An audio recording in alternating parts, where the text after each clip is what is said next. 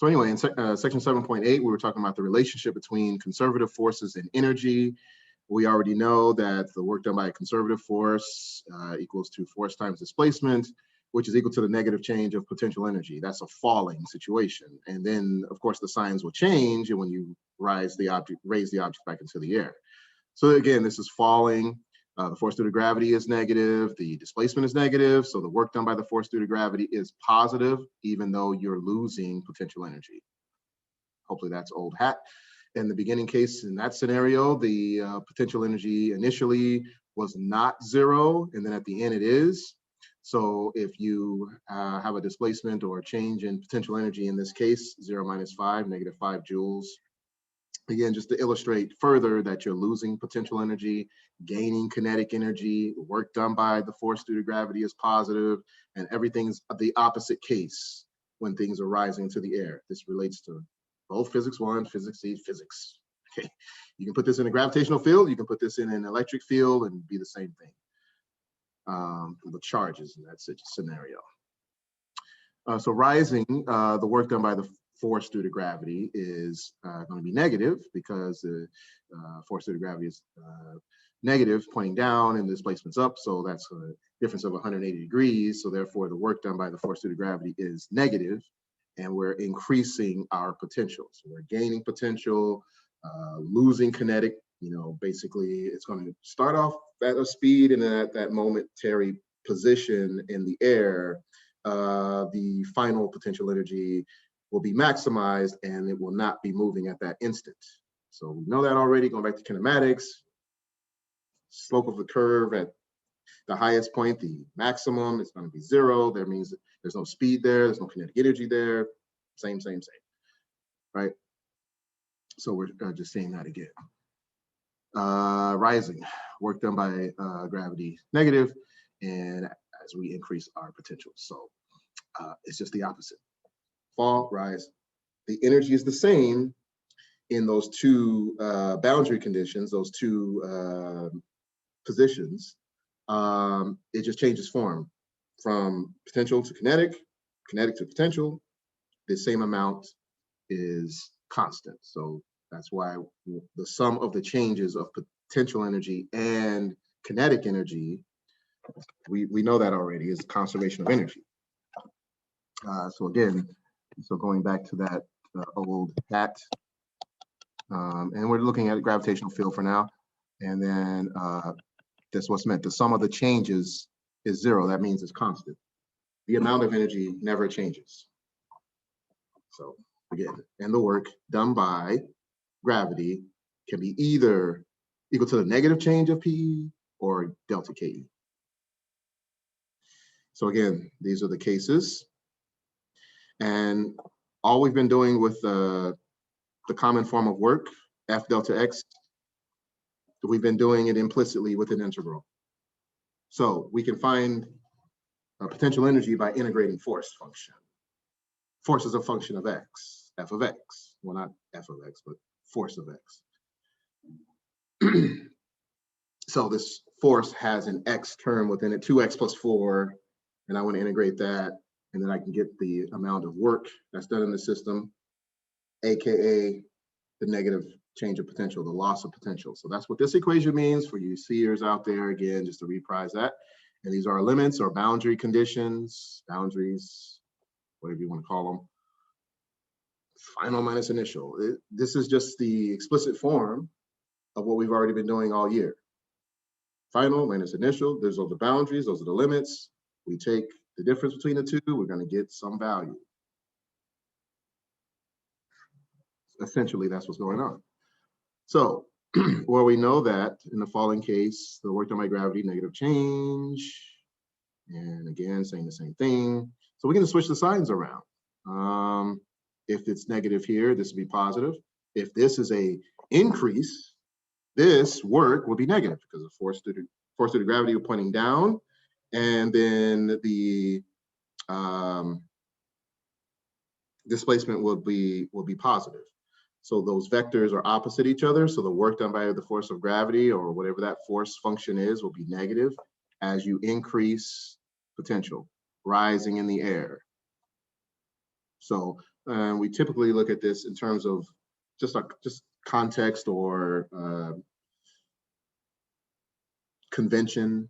We're looking at this equation in terms of a increase in potential, but it doesn't matter. We can do a decrease in potential. This becomes negative, that becomes positive. It's all the same. And then this is important because when we have a force as a function of X or Y or Z or R, whatever the variable is, we can do a simple integration to get an exact value right away. We don't have to mess around with the algebra. So it's more explicit, it's more accurate calculus. Find potential energy along the path that involves this force function. And then, yeah, so this is delta U, which is this. And if we just wanted to find the final potential energy at a point, then we'd have to add Ui on the other side here. Let's just keep it simple. If we're going into the air, let's keep Ui equal to 0, because if we're starting from the ground and we make the ground 0, unintentional, then the potential energy in the beginning will be 0. So this term goes away and you just get this. Any questions so far, you seers? Does that, remember this? It's okay.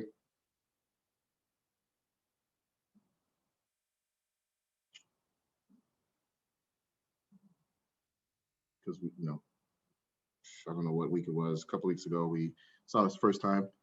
And especially those in calculus. Should be a big deal, but again, please ask. So again, we're looking at the potential energy at a point as we raise an object into the air. Okay, what's the potential energy at that point? Or obviously, if you want to look at the boundaries, then it's going to be delta U. Okay.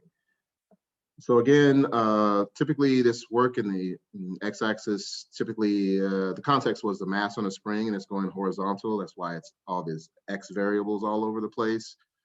But kind of like physically speaking, we look at the y direction for the gravitational potential energy. We're looking at the rising in the air, falling, but same along the x-axis.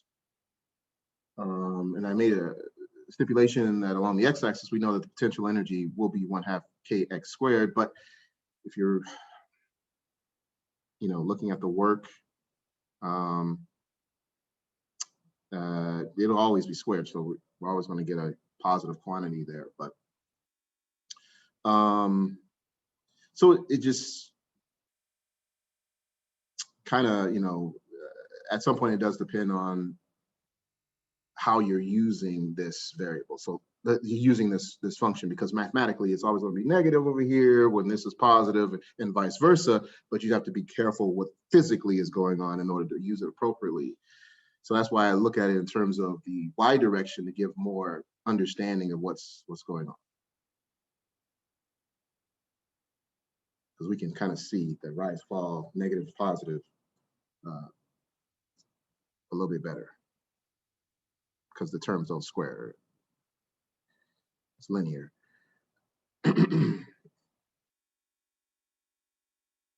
Again, logically, conceptually, it's the same. Again, if you want to find the force from this function here, then you divide both sides by delta x, or dx, same thing. And you get from using this, you get this over here. So this is, you can say negative du, same thing. We just look at that, the deltas or triangles or whatever, we're just implicitly doing what we explicitly do in calculus. So this will be fx equals negative du over dx. We can get a potential energy function, and then we can find the force in that direction, the x direction. And I think here I'm saying the same thing pretty much. Oh yeah, I did come and rewrite it. And so when you are trying to get the potential energy, for example, here you can just take the derivative of a potential energy function. Here, you take the integral of both sides. This will become just u, and then this will just be whatever this function is in terms of x, we'd have to integrate that appropriately. And here I was just showing algebraically what we do, what we've been doing. So then in order to use this appropriately, let's take a mass and let's get a function in terms of x so we can integrate it properly. I think the question was, what is the potential energy? Yeah, the potential energy in the system, or change in potential. Well, we use our basic function work, which is equal to potential energy. The change in potential energy is equal to the integral of a force function, and this our force function is here in terms of x. Our boundaries, put the force function in there. This was again the process of taking the antiderivative. So basically, derivative is, you break it down, and antiderivative is, okay, I got to get the function whose derivative will be 2x plus 4. The antiderivative, I'm going backwards. And the way to do that is we take the entire function and attach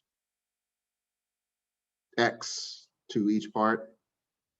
Let's say that again in a different way. So the basic idea of the antiderivative is to take an x, whatever this exponent is, n represents 1 to whatever, and then we add 1 to the exponent and divide it by n plus 1.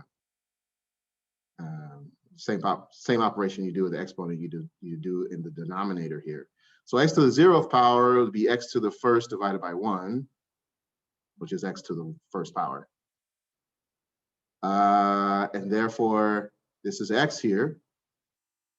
This will then be x squared over 2, 1 plus 1 over 1 plus 1, because understood 1 here, plus 4x. And so 4 is a constant, so we have to put the antiderivative, we're basically attaching x to it, just to keep that kind of simple in language. So you see a constant, and you know that you're going to be integrating with respect to x, attach an x here. Wherever you see x's already, you know, then you perform the operation. Okay, 1 plus 1 over 1 plus 1, x squared over 2. 2x squared over 2 plus 4x. Here are our boundaries, 1 to 5. I think the problem was we're going from x initial 1 meter to 5 meters. And so now we're ready to plug in our numbers to perform the integration in order to get the value. So then this is our function in question. If you take the derivative of that, you're going to get 2x plus 4. So you do 5 squared over 2 plus 4 times 5 minus the entire function in terms of 1, final minus initial for the whole function. And then blah, blah, blah, you're going to get 40 joules of potential energy. And that was one of the questions. Chapter 7, any questions? You see people.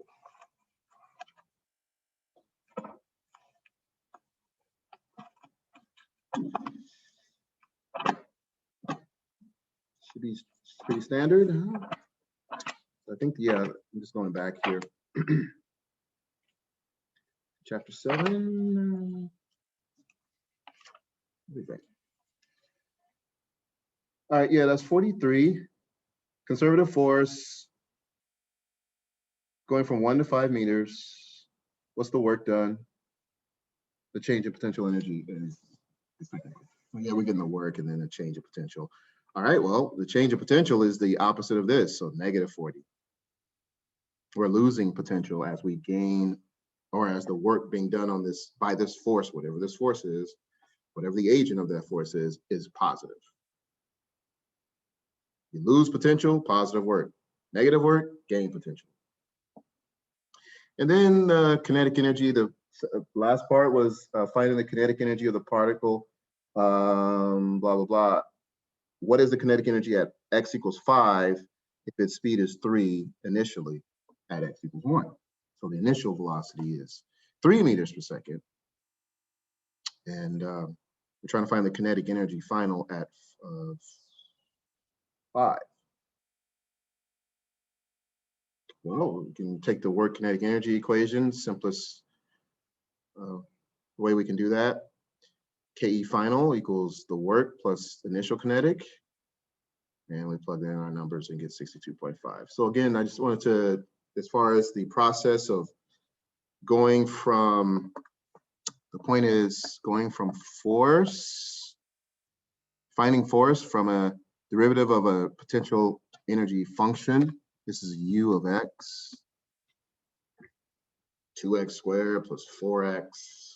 What's the force? Oh, take the derivative of that.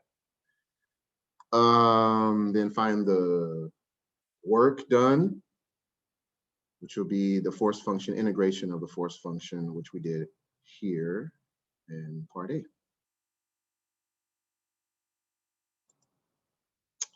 And so more of the same concept. And then, yeah, we got force from this function, partial derivative, because we involve both variables there. But let me go on forward.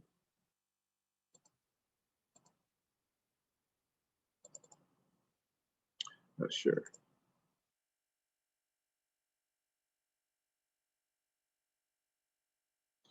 Okay, then here, okay, wait for this. We talked about energy diagrams and equilibrium. So again, we start off with our basic premise that force is the derivative of a potential energy function. And let's say that that force was negative kx. And we took a derivative of 1/2 kx squared in order to get kx. Try that yourself. You don't, that's how you can see where stuff comes from. Where does negative kx come from? Oh, it comes from the derivative of the potential energy function, which is 1/2 kx squared. Duh. Take the derivative of that, and the negative's already there, which is part of the, that's when we get that from work. Fdx equals negative du. So derivative of this is kx, but then negative kx.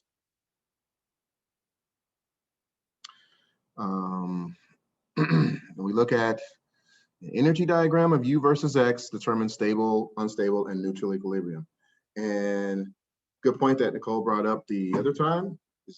Inherently, there's no neutral when the back and forth. It's still going to be conditions of stable and unstable, because we can have neutral equilibrium in some systems, but in this mass spring system, not really. So stable equilibrium, you can only have stable equilibrium at local minima. So here is the stability point of equilibrium. The object can be balanced in a stable way. Or basically when Fs is negative du dx equals 0. So when the slope at this point is 0. Ball hits ground in the situation. Unstable is a local maximum when there's a turning point when you're going to go from 0 kinetic back to kinetic, where, you know, a ball up into the air, the apex of the ball, local maximum, that's unstable equilibrium. Ball hits the ground and stays there, that's stable, right? So unstable equilibrium at local maxima, or when the derivative is 0. Oh, have to track the max and mins in the graph in order to know which one is stable and unstable. The example is the ball at apex of your flight, which is about to fall down. And neutral is basically when, you know, there is no, if you have a situation where there is no particular local maxima or minima or top or bottom part of a curve. If you see something like this, you have a neutral case. So neutral is when the potential energy is constant. Then for all of you, we looked at number 47 and took a look at what's stable, what's unstable, what's neutral. And so I'll read the question out. For the potential energy curve shown in figure 747, determine whether the force Fx is positive, negative, or zero at the 5 points indicated. So let's look at point A. We have our basic function for force, which is negative du dx. At A, there is, it's to determine if it's positive, negative, or zero. Okay, well, there's no slope at at point A, so it's zero. F of x, f sub x at A is zero. And then at B, we have a slope. Now this is already negative to begin with. The slope is also negative. So negative times a negative, which the function that is originally negative, negative times a negative, so negative slope times the function that's negative makes it positive. That makes sense? So basically, when the slope of a potential energy function is negative, the force is positive. It's like you're losing potential energy.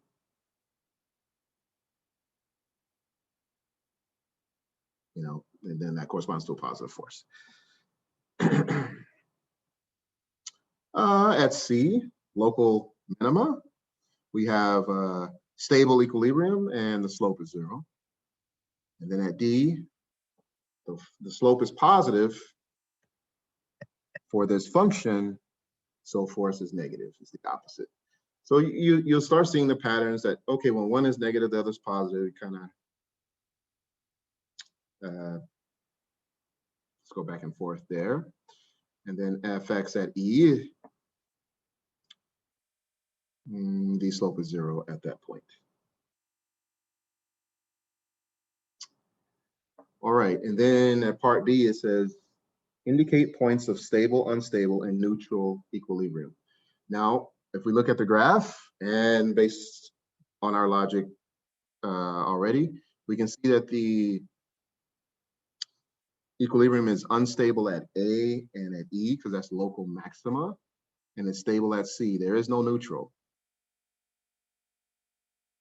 It's not in any equilibrium at B and D. Yeah. There's motion there. And at C, sketch the curve of Fx versus X. So we already know from part A what the forces will be, at least in terms of signs. We don't care about the value. We'll see that we have a nice sine function. Fx is zero at A, and then this is a maximum or positive, zero again, negative, and then back to zero. So we have this nice sine curve that corresponds to this cosine curve, and we know derivative of cosine is sine. You find your force by taking the derivative of a potential energy function or graph. That's the relationship. Questions? And then we took a look at unstable, stable, and the rare case of neutral, when you're basically in between the two for a cone. So this is unstable. So he can balance for maybe a moment and then he topples over, and then you put the cone on its top side, stable, and neutral's like in between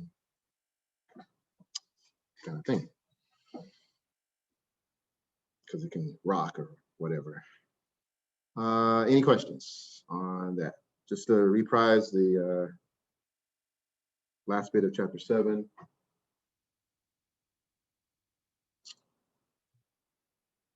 So yeah, this is good because I wanted to at least give you 30 minutes to do one multiple choice for both sections. So we have, we have at least 30 minutes. All right, there's no questions. I'll just end that.